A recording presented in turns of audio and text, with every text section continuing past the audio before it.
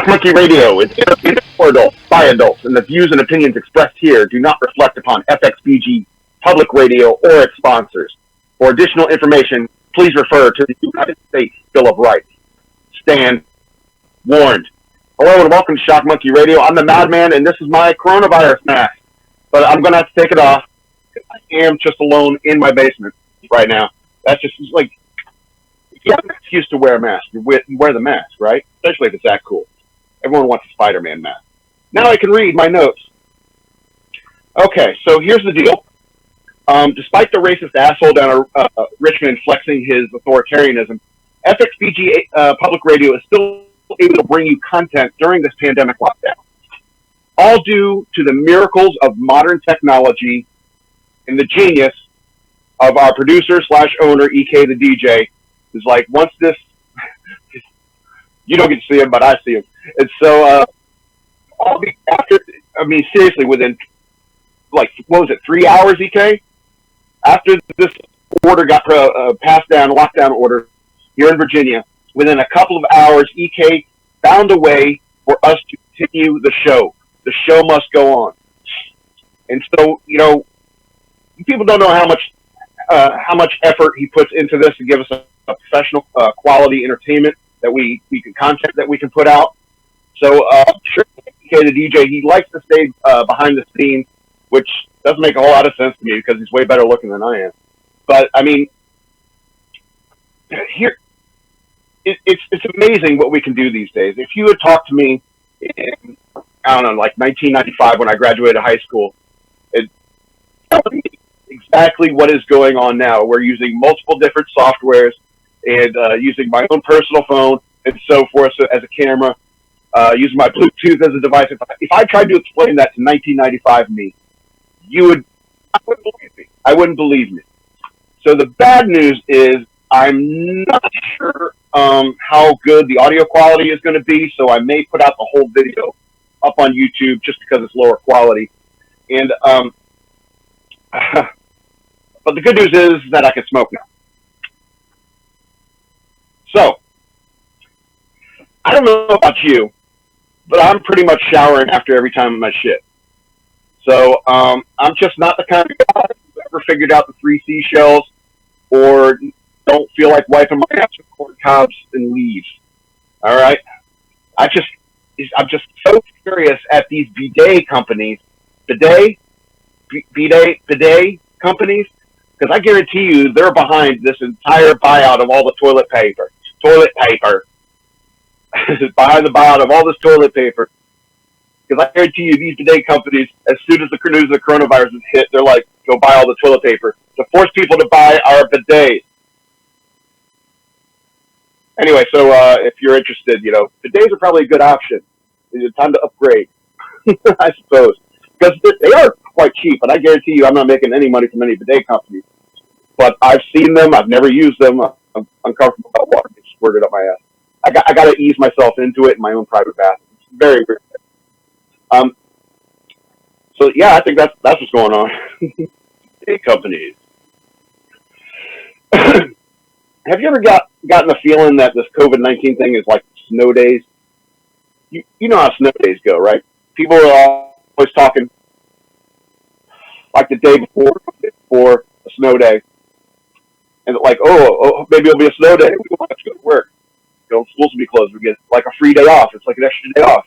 And a lot of people are treating the COVID-19 thing kind of like that. You know, and I don't think that that's a good thing. I mean, because after all, during the snow days, are we really trapped by the snow? Really? But out in upstate New York, yeah, you could get like 2 feet of snow, and okay, you know, we'll open 2 hours late so you can shovel out your driveway. All right, when I lived down in Georgia, we got like, it snowed once there, and it was a dusting, and people like shut everything down for 2 days, and people were buying chains to put on tires. All right, it's crazy. It's crazy. We're not really trapped by the snow, and we're really not really trapped by COVID-19. I could be at the studio right now, but to be honest, once this order came down from Richmond about you know no big gatherings and stuff like that, I mean, first of all, it makes sense. Slow the spread, you know, don't impacts the medical industry. And so, yeah, something just happened on that. I hope everything's okay at the studio. But here's the thing. Okay.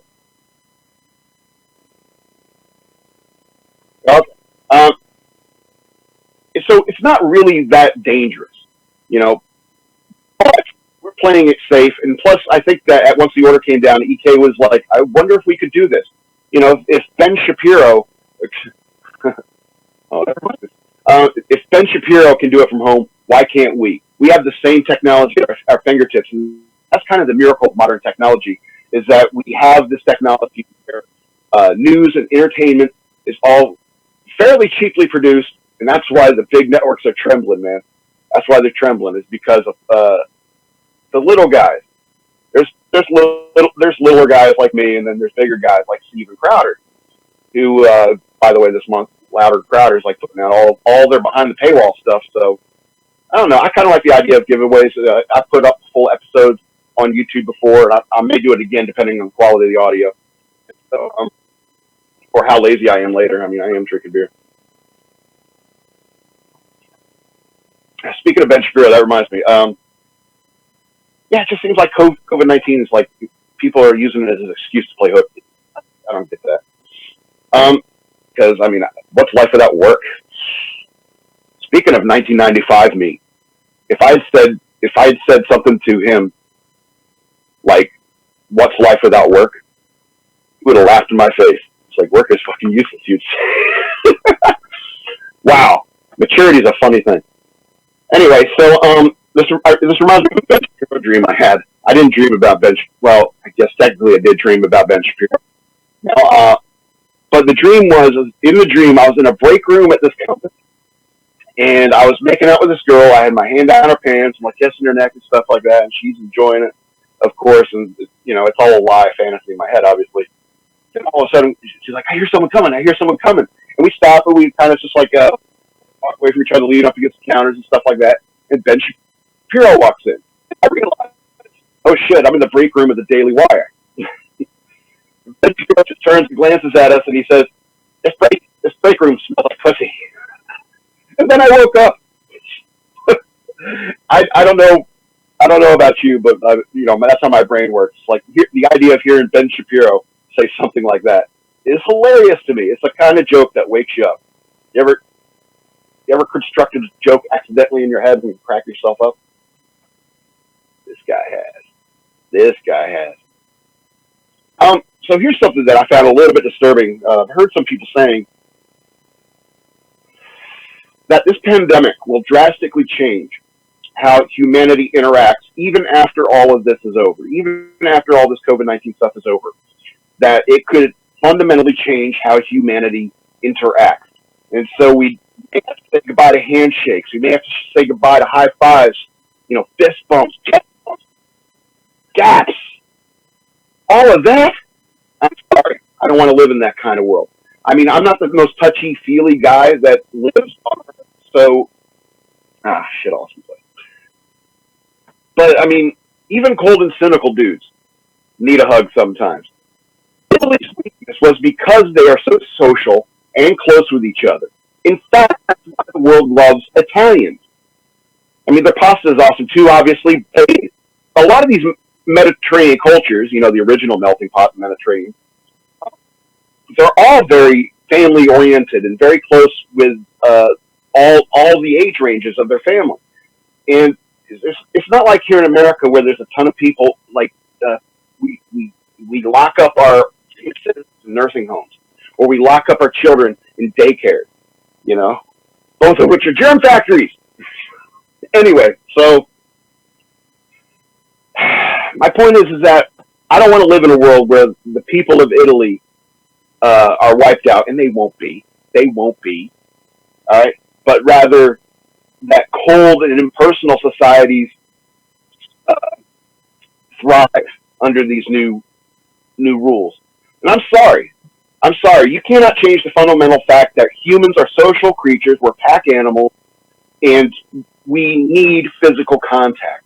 And I don't think any kind of disease is going to change anything like that. Anyway, so I don't think humanity could ever say goodbye to the love you, dog, the got me up, fam. I don't think we'd ever lose that, because that's not who we are. We aren't the kind of guys to tap each other's shoes. You see people do that? They greet by tapping each other's shoes. That's fucking ridiculous. I mean, I'm not saying it's a bad idea to avoid that kind of physical contact now.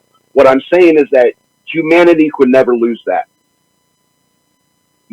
People are lonely right now, and we're just a couple weeks into this.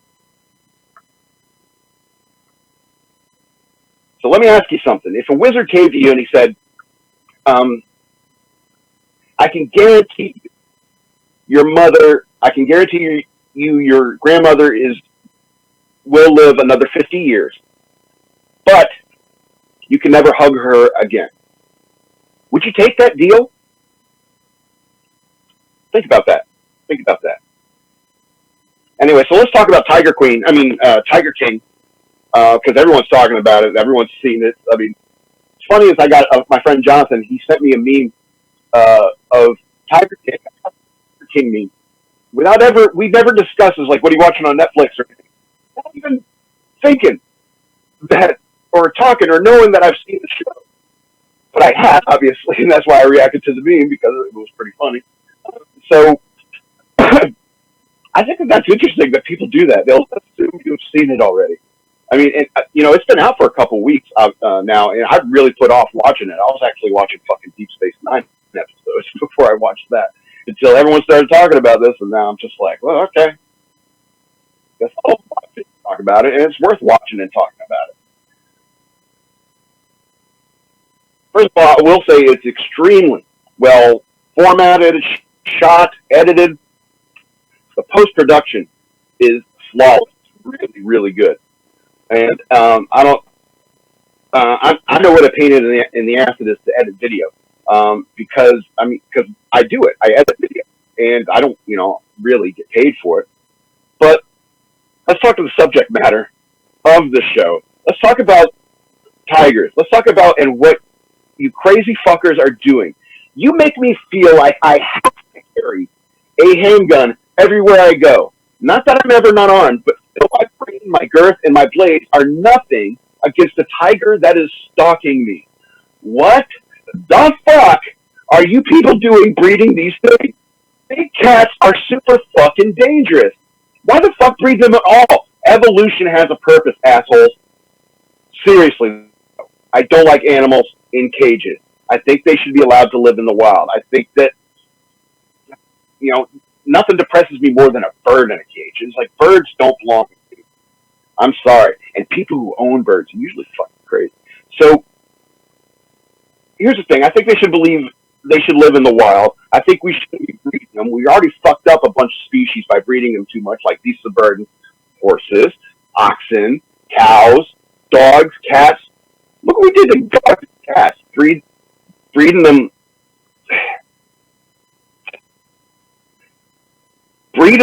into little tiny dogs that piss in your purse.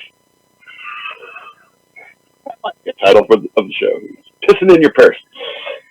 Okay, let's talk more about the show. We need to cull the herd of dangerous or overpopulated animals. And so, for the sake of anyone who's even been partially eaten by a tiger. Speaking of which, that Carol bitch, she is probably super hot for 20. And if I were a complete dork like her current husband, I might have been able to have been talked into almost anything. Did you see her watching him every time he's talking, watching him like a hawk? You better not fuck this up. Woo! That's rough. Yeah, so, what this show, what a cavalcade of American scumbag. A lot of us who, I guess my generation and so forth, we knew people who owned pets growing up. And they're usually fucking weirdos, all right? Weirdos like exotic pets. A guy that has a boa constrictor, probably a fucking weirdo. He probably showed you the boa constrictor after he showed you some porn. This is just a simple fact that, like, growing up is like, everyone has an instinct to know that these people are 100% completely sketchy douchebags. So I think that's what's interesting about this show, is that people, they smell the bullshit. They smell the bullshit coming off of this people through their screens. It's like, you are some shady motherfuckers. And I just love that. It's a visceral or gut reaction to these characters where you're just like, oh my God, what a fucking sleazeball. You know, like that Dr. Mysticism guy with his harem of girls in leather pants. What a fucking crazy show. If you haven't seen it, I'm probably spoiling the fuck out of it for you, but I mean, what a cavalcade of douchebags. Yeah, there's pretty much no one that's a redeemable character. I do like that John Reinke guy, you know, the dude with the awesome legs. He seems like he might be cool to have a beer with. It's like, hey, John Reinke, let's go get a beer. And he's like, you want to do some meth first? He's like, no, I'll meet you in the bar, though. I would hang with him. And I don't know what it is, but Amanda Green, the federal prosecutor, I don't know if it's possible she could be trans or a lesbian or something like that, but she would get it. I don't know what it is with short-haired blondes, but whew, she's very matter-of-fact and by-the-book facts kind of lady. And just like, ooh, you will insert your genitalia into my genitalia repeatedly, and you will not orgasm before I do, or else I will humiliate you in front of your friends, family, and social media. Something hot about that to me. I don't know what it is. Anyway, yeah, short-haired blondes are kind of close second to gingers. So Tiger King, 10 out of 13 stars. Impressive post-production. But minus 3 stars for making the commission of this meth head creepy drama bullshit. Holy cow. You put the tigers down, you put these people down, put their sister wives down. They're, horrible people. And what's funny is that, you know, the Tiger King, he's like probably the only gay man in town, but he became a sugar daddy to 2 straight dudes. What the hell? What the hell? And I will say this. I don't think you're completely straight if you do a sugar daddy deal with a dude. Okay? I'm sorry. I don't want to say anything mean about trans people, but I mean, I don't think you're completely straight if you want to have sex with any kind of trans person. Not that there's anything wrong with that. Went all Seinfeld. Sorry. Okay, I think we seem to be moving a pretty good clip. So I had these supervillain plots that I wrote down, and I was talking to you about it earlier this week, and I was like, should I present them all at one time, or should I just give them a couple? Because what I want to do is I want to give you a glimpse into like supervillain plots number 45 through 54, which I think are just the more interesting plots that I've had that aren't just, you know, cruel world domination, you know, wipe out all people kind of, you know, wipe out humanity kind of thing. Even though it's a crossover with these supervillain plots. But I was like, because it's what, like 9? Yeah, it's 9 different plots. It'll take a half hour just to go talk through all of them. So I'm just going to give you 3 at a time. So this is supervillain plot number 45. How much halon gas do you think that humanity could produce, and shoot in a multitude of rockets at the sun? Now, here's the idea. Imagine that I've taken over the world, and that I'm in control of all of our industries and so forth. And we start, just as humanity, start producing as much halon gas rockets as possible, and in a concerted effort, shoot them all at the same time towards the sun, designed to hit the sun at the same time. Why would they want to do this? You may be asking. Well, to snuff out the sun, of course. You snuff out the sun, eventually all life on Earth will die, all life in the solar system will die. All the planets will start just drifting randomly. Well, not really randomly. I guess they could be projected, but they'll just start drifting, getting colder and colder and colder until we all die. And just to say you did it, you know, just to be that guy walking around Earth, just It's getting colder and colder, and we're all freezing to death. It's complete darkness. You could say, that madman there, he doomed us all. He just wiped out an entire solar system, but he wiped out an entire solar system. He snuffed out the sun. Bragging rights as all of humanity goes into non-existence. These are supervillain plots, obviously. Supervillain plot number 46. You send a giant rocket designed as a drill, right? Send it straight towards Mercury, and you time it so you end up in the shadow of Mercury. You have it land at the edge of the shadow, and you immediately start burrowing into Mercury. Burrowing, until you get, a couple miles under the surface. You collapse some rock around, because when that sun comes around, that's going to be a real big problem. And then you just have a bunch of people drill all these caves all around Mercury, just explosives, nuclear weapons, all sorts of nukes all over the planet. And then you blow the fuck up out of Mercury. You blow up Mercury. Why? It's useless. What do we need it for? What is it there for? It's useless. Supervillain plot number 47. How much algae in water do you think humanity could produce and shoot in a multitude of rockets at Venus? Very similar to the sun idea, but the idea is to send water and algae to Venus, and so that maybe that the algae will start producing oxygen while eating up the carbon dioxide in Venus, and eventually you could terraform if you kept doing this over like hundreds of thousands of years, possibly. I mean, this is a long-term supervillain plan, obviously, multi-generational. Like my great grandchildren, if they ever exist, will be finishing up this plan. So you just keep shooting algae and water at Venus. Eventually, maybe the atmosphere will thin. Maybe we can start. It's like a long-term terraforming mission. I just think that's interesting. It's a little bit kinder than snuffing out the sun or just blowing up Mercury for the hell of it. But I mean, it could be an interesting long-term project if you're a bored supervillain who already took control of the entire world. So that's 3 of my supervillain plots. And I'll definitely come back next week with 3 more, and we'll see what happens.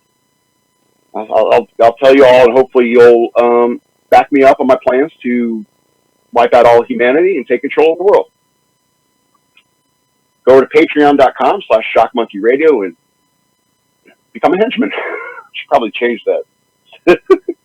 Instead of, a donor, or what was it? I forget the name of it. The first tier, I'd be a henchman. You're the madman's henchman. Okay, so here's the thing.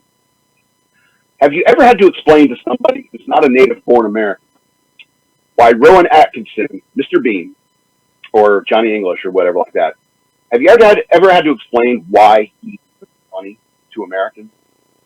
I have this boss. He's from a Middle Eastern country.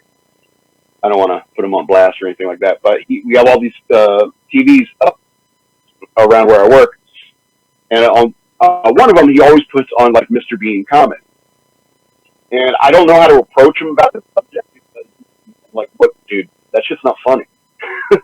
And I don't know how to start this conversation, or even how to explain to somebody who already knows 3 other languages, or English is his 3rd language. And so it's because there's a lot of nuance to why Rowan Atkinson is not funny to Americans. He's funny to other people. A lot of other people like him. People like second world nations. Sorry for being a dick, England. Sorry for being a dick. Anyway, so here's the thing about why Rowan Atkinson is not fun. America had like Buster Keaton, Charlie Chaplin, the Marx Brothers, and even the Stooges. But here's the thing: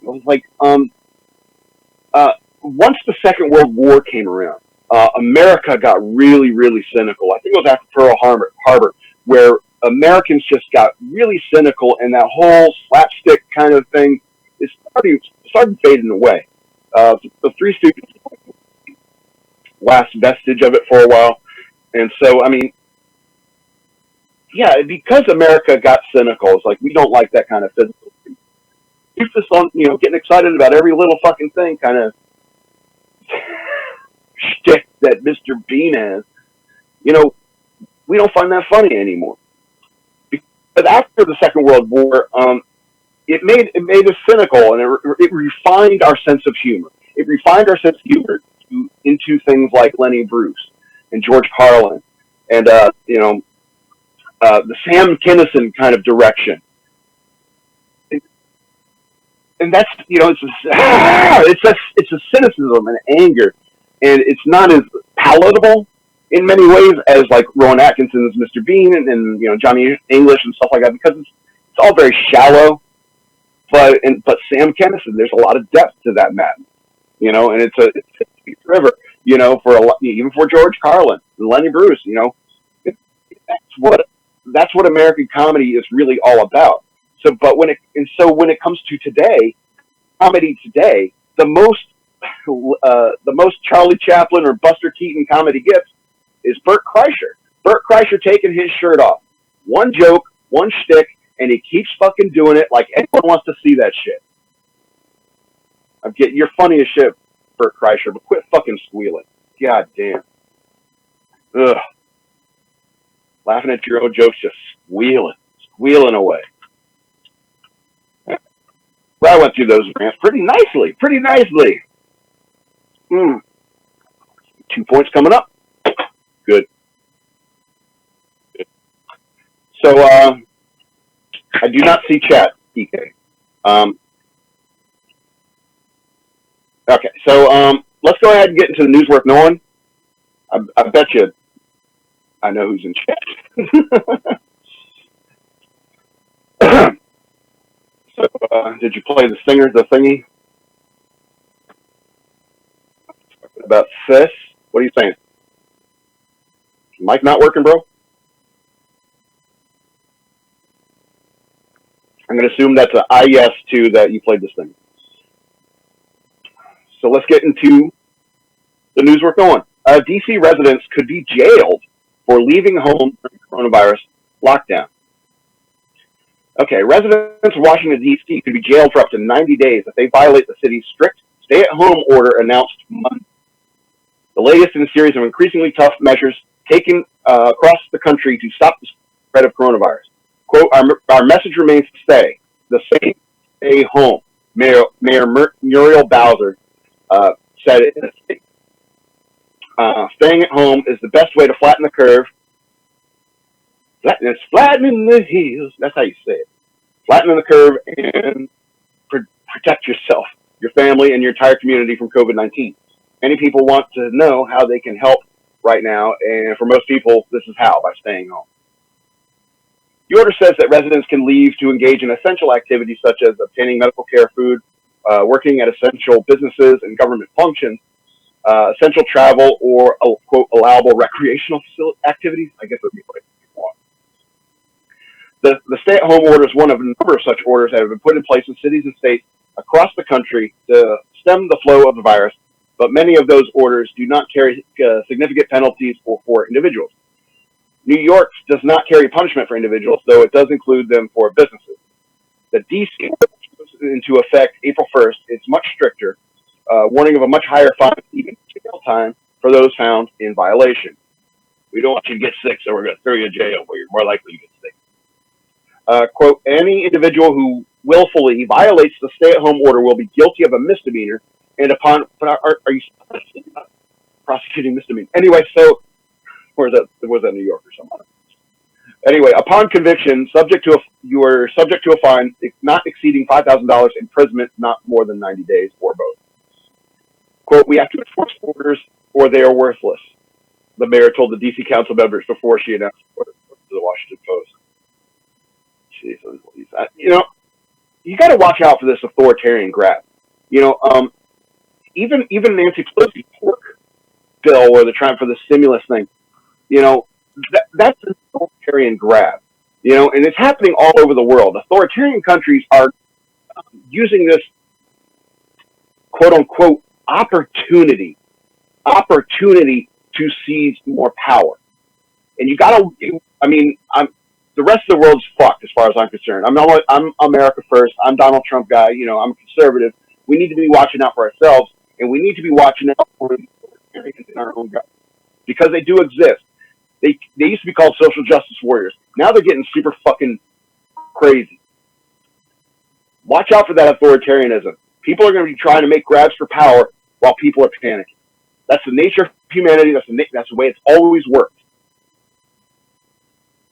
How power works. So we have to be vigilant, even though we're all stuck at home, cleaning our guns. Let's go to the next story. Oh boy, we may have to end the show early. Through these.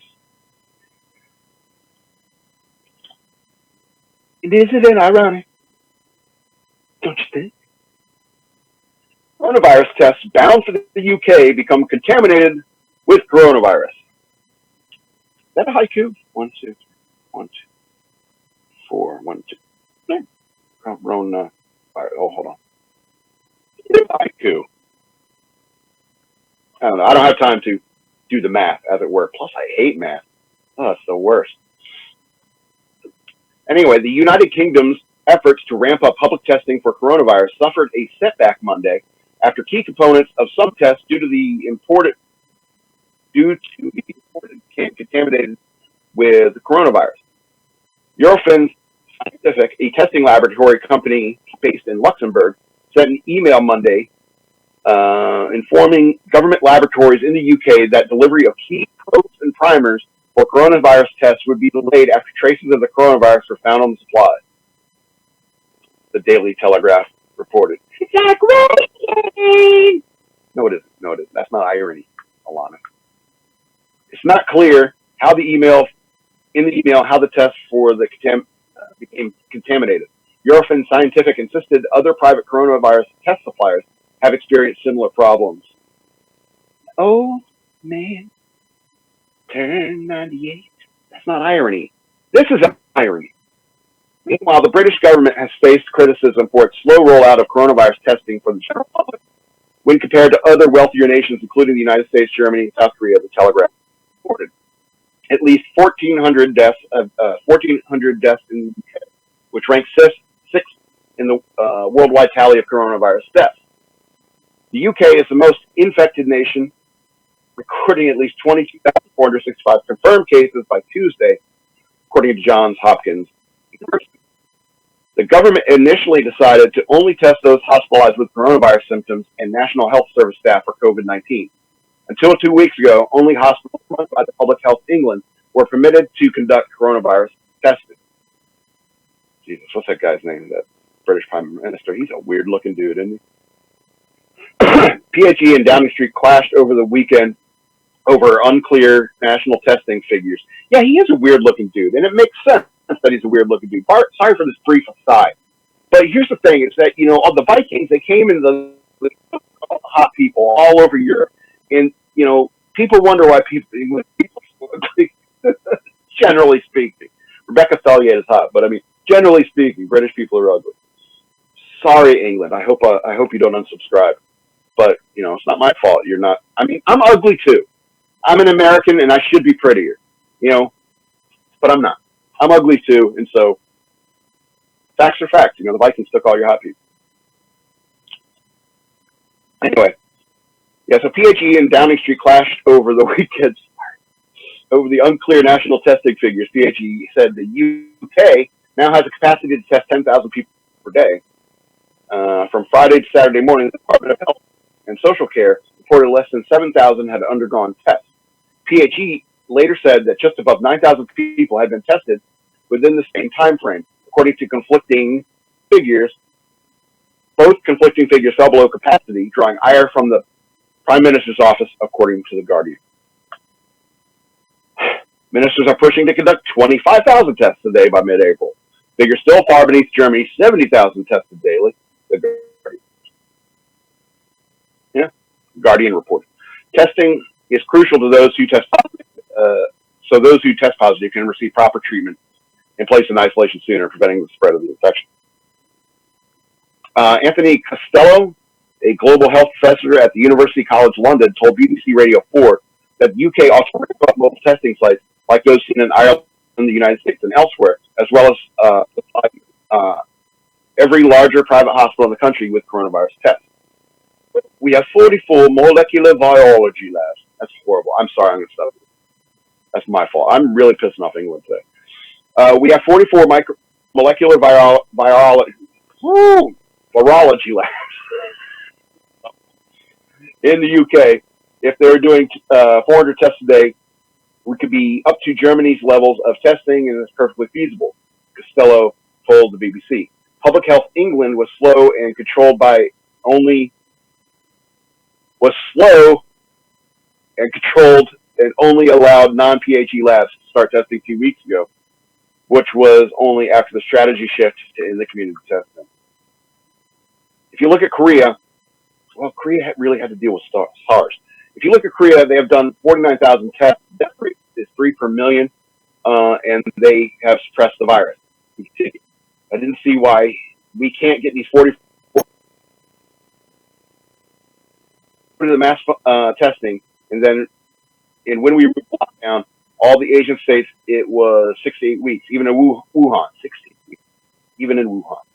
Then we'll have a control mechanism for which will enable us to wait without social distancing for the whole country for drugs or a vaccine or herd immunity. Here's the thing. Yeah, Korea reacted because they've been dealing with this thing from China for a long, long time. Korea's really close to China. And so, like, they had to deal with SARS and, like, all these other diseases. That came from fucking China.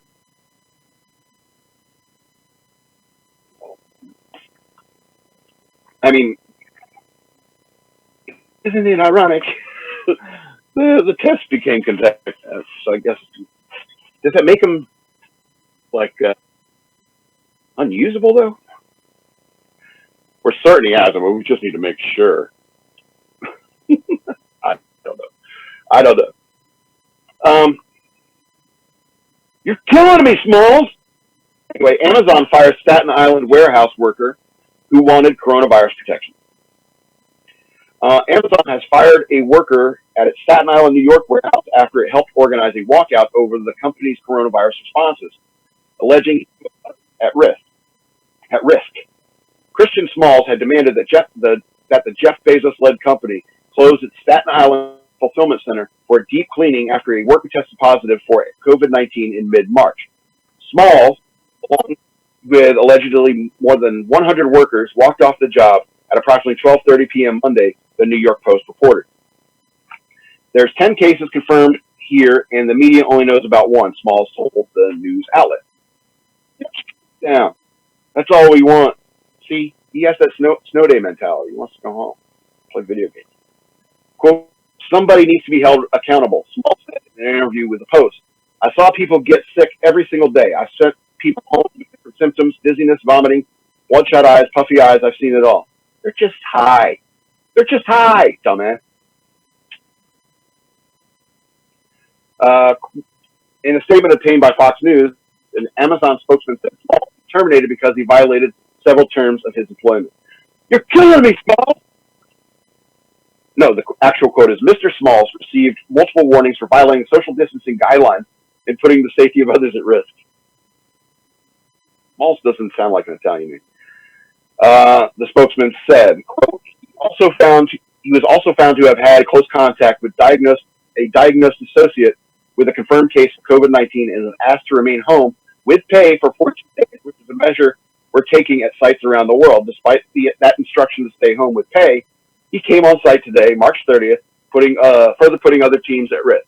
This is unacceptable, and we have terminated his employment as a result of these multiple safety issues. Fox News reached out to Smalls with a request for comment. Amazon also disputed that 100 workers walked out. The spokesman said 50 people participated in the demonstration, adding that their employees are heroes for fighting for the community. Quote, like all businesses grappling with the ongoing coronavirus pandemic, we are working hard to keep employees safe while serving communities and the most vulnerable, the spokesperson added. We have taken extreme measures to keep people safe, tripling down on deep cleaning, procedure, safety, supply, procuring safety supplies that are available, changing processes or processes. Email me at madman@fxbgpr.com. If you know, I don't know, it's processes or processes. Anyway, to ensure those in our building are keeping safe distance, and in Staten Island, we are now temperature checking everybody entering the facility. Do you think it's the ear thing? They're doing the like baby ear thing. That's cute.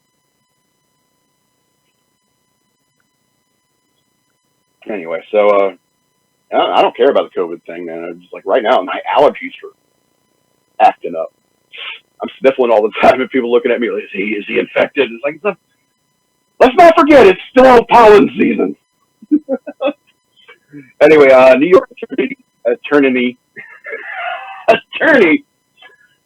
General Letitia James issued a statement saying it is disgraceful the company terminated Smalls, who bravely stood up to protect himself and his colleagues. But why'd he come in? In New York, the right to organize is codified into law, and any retaliatory by management relates thereto is strictly prohibited. Who talks like to read a legal document? Asshole, James. She went on to say, at the time when so many New Yorkers are struggling and they are deeply concerned about their safety, this action was also immoral and inhumane. The Office of the Attorney General is considered all legal options, and I am calling on the Labor Relations Board to investigate this incident. A source familiar with Amazon noted that the company has boosted its pay for the Staten Island Fulfillment Center as well as other fulfillment centers, giving workers an additional $2 per hour to top of the regular wages at the facility. I drank too many beers. Stuck at home. What the hell else am I going to do? I'll tell you what I'm not going to do. I'm not going to eat sunflower seeds like I did last night. What a hangover this morning. They also received double time for overtime, and the company recently instituted daily temperature screenings. It houses about 2,500 employees. Earlier this month, a group of 4 U.S. senators, including Bernie Sanders and Cory Booker, wrote a letter to Bezos expressing their concern about the health and the safety of Amazon warehouses workers. Democratic presidential candidate Sanders has been a vocal critic of Amazon. Because it should be mine. It should be mine. It should all be the government's. The Washington Post, which is also owned by Bezos, reported that Amazon workers in warehouses around the country have tested positive for COVID-19. Earlier this month, an Amazon warehouse worker in Queens tested positive for COVID-19.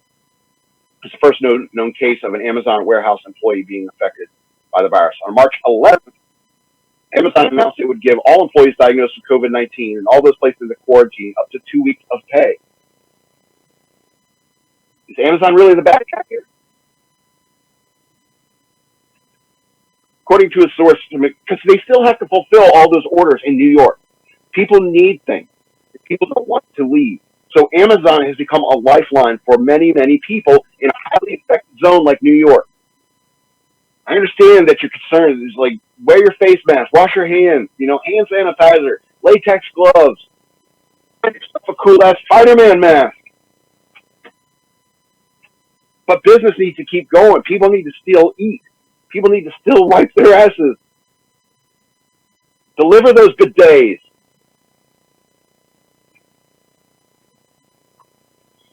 Water squirting up your ass. I don't get it. That's delicious. Yeah, we may end the show early. I don't know. I don't know why we're always stuck on the idea that it has to be an hour. I just want to get through, say what I need to say, and then be on my way. Was that a haiku? I don't have time to do the math. Anyway, I pulled up the same damn story. What the hell? Here we go. Okay, here we go. Coronavirus fight creates alliance between healthcare workers and tattoo artists. Personal piercings and permanent ink aren't the only things coronavirus heroes and tattoo shops have in common these days. Many body art businesses closed due to the CDC social distancing and prevention guidelines of COVID-19. Tattoo artists across the country have become an ally for healthcare workers who are seeking necessities like gloves and sterilizers that they can't find elsewhere. Excuse me. Carrie Henning, the owner of Cloud9 Tattoo and Body Piercing in Birmingham, Alabama, had a background in infectious disease prevention prior to opening up her shop 14 years ago. Her shop is around the corner from UAB University Hospital, and she is even surprised when the nurse practitioner in her area reached out on social media pleading for supplies. The nurse works in one of the emergency rooms and is married to another nurse who works at a different ER, Henning told Fox News. She told me that they're both desperate for supplies already and they're having to reuse masks, she said. Henning donated what she could, including the isolation gown that she typically uses for sterilizing her body art equipment. The nurses don't need that, they said, but Henning let them know that she had them anyway if the time comes. The nurse spent an entire day picking up donated supplies on the afternoon in an outdoor parking lot standing 6 feet apart. Drop the box. Step away. After she discovered some extra supplies laying around, Henning planned to call the nurse if it might be of use. She said that the fact that she felt she needed to do so left her unsettled. I didn't really think that they were going to be so short on masks and protective equipment at this point in time, Henning said. Henning has since spent her time... Why am I saying Henning so much? Henning has since spent her time trying to spread the word to other shops, tattoo and otherwise, not just in Birmingham, but around the country, and it seems to be catching on.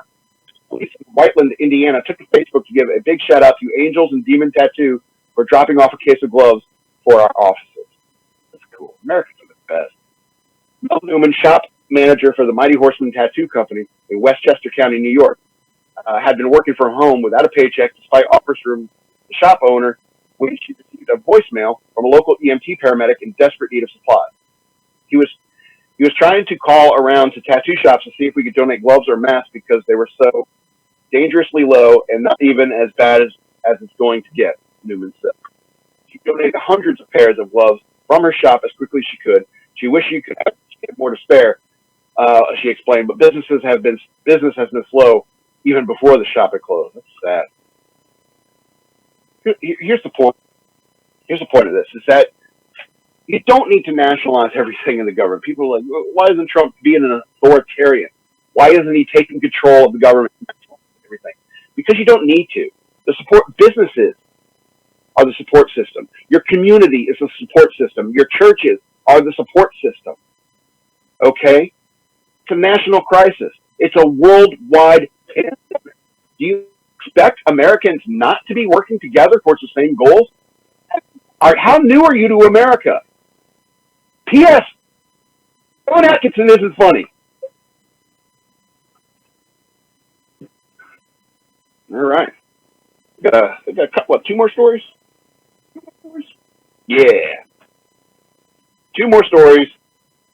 This is what's great. I mean, it's sad that it's a tragic time right now. People are dying, so forth, but it is a worldwide emergency.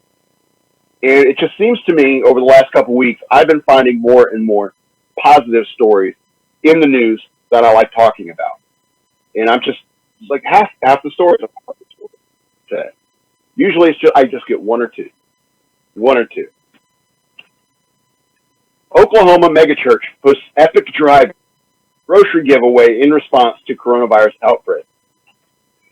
A megachurch in Oklahoma figured out a creative way to give thousands of people groceries and an in-person way to worship amid strict bans on gathering to stop the spread of the coronavirus.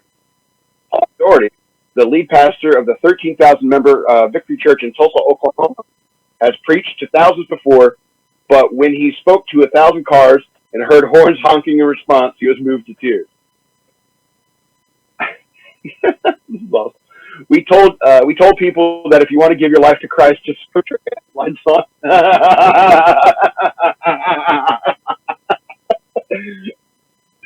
Jesus, see my hazard lights. Many put their lights on, he told Fox News. Forced to close their doors, the marketing staff came up with this idea to rent a drive-in for a service, but then decided to host one at their church. Ooh, congregants, you mean congregants, drove into the church parking lot, but stayed in their cars, still following the CDC control prevention guidelines. The church's outreach arm, the Tulsa center partnered with food banks in the city and handed out groceries to anyone who needed them. So far, they've given more than 10,000 people groceries, toilet paper, and other essentials after services. Quote, "We told everyone, you're going to get help and you're going to get hope," he said. For Victory's first Saturday night service, roughly 1,000 cars showed up. The 34-year-old pastor was on a scissor lift 30 feet in the air in the middle of the parking lot, and the band set up on the roof of the church. That's awesome. Quote, "It was crazy," Daugherty recalls. "It was strange. I can't hear their voices, but when I said something and I heard horns honking, I started crying because it just reminded me that people are just desperate to hear the hope of the gospel."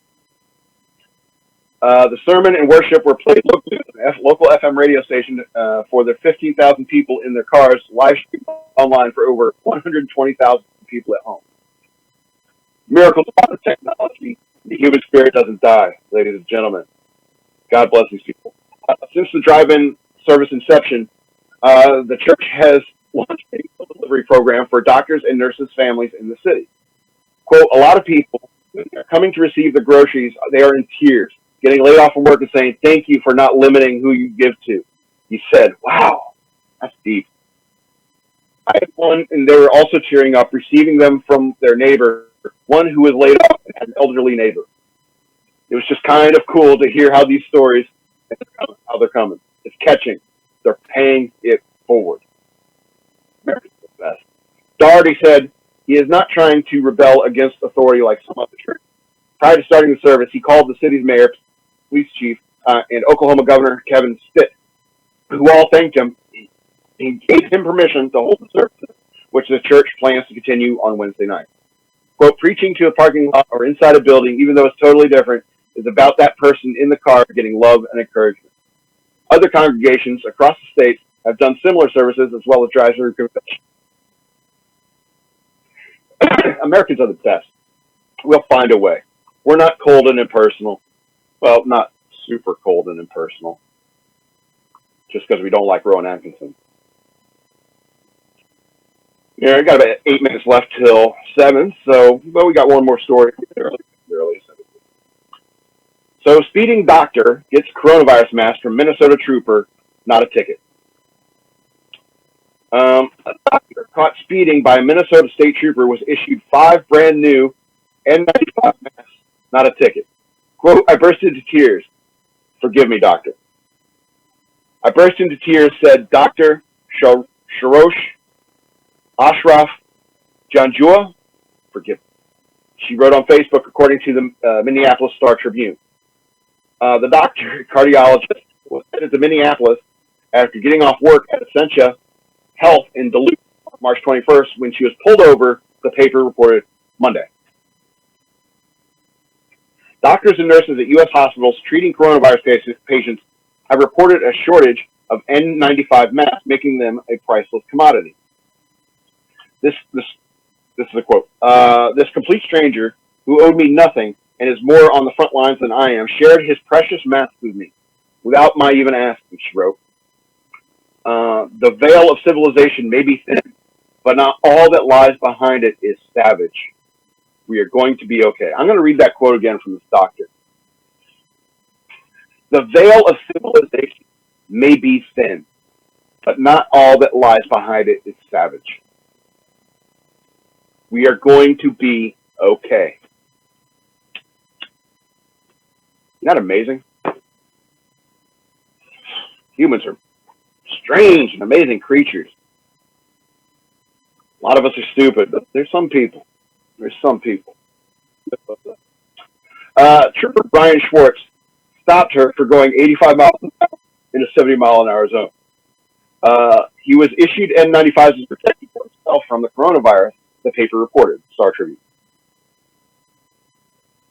His mask donation to the doctor also came with a warning not to speed. Just FYI. He pulled her over, found out she was a doctor, and then say, "Instead of giving you a ticket, I'm going to give you a mask." That's more important.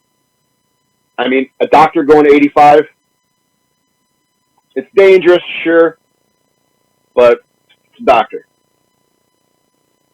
Anyway, Trooper Schwartz said he noticed what appeared to be used N95 masks in her purse that he assumed she was reusing. Lieutenant Gordon Shank told the paper. Trooper Schwartz said that he heard that there was a shortage of personal protective equipment and thought the doctor could use the extra mask. Shank said Schwartz, tongue twisters. Shank said Schwartz and his fellow troopers, quote, are working hard during the pandemic and are thinking about all of the first responders who are caring for Minnesotan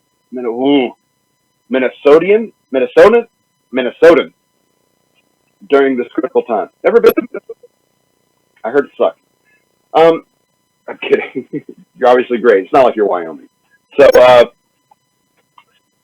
yeah, that's all the news stories I got for you. But here's the point: is that people want to say, we should, the government should take control of these companies and force them to make ventilators and masks and gowns and shit like that. But the companies do that anyway. The businesses have done that anyway. That's free capitalism. That's a free market for you. All of a sudden, everyone hears is like, oh, masks and toilet paper high in demand. I'm getting into the toilet paper business.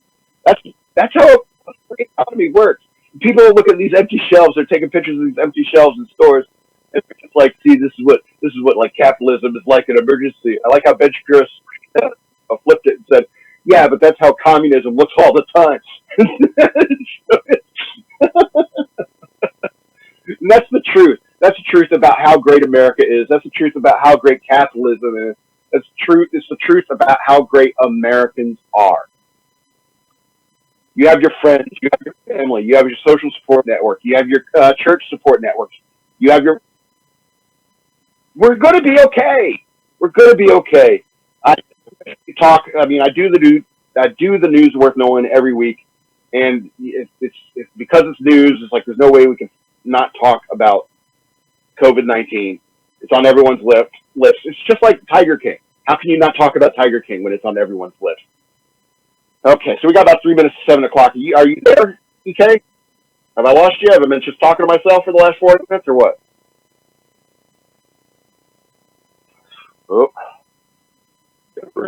gonna burn my laptop. You there, EK? I can't hear you. I've probably been talking to myself the last 40 minutes. Okay, buddy. So, yeah, we're gonna go ahead and end it a couple minutes early. It's no big deal.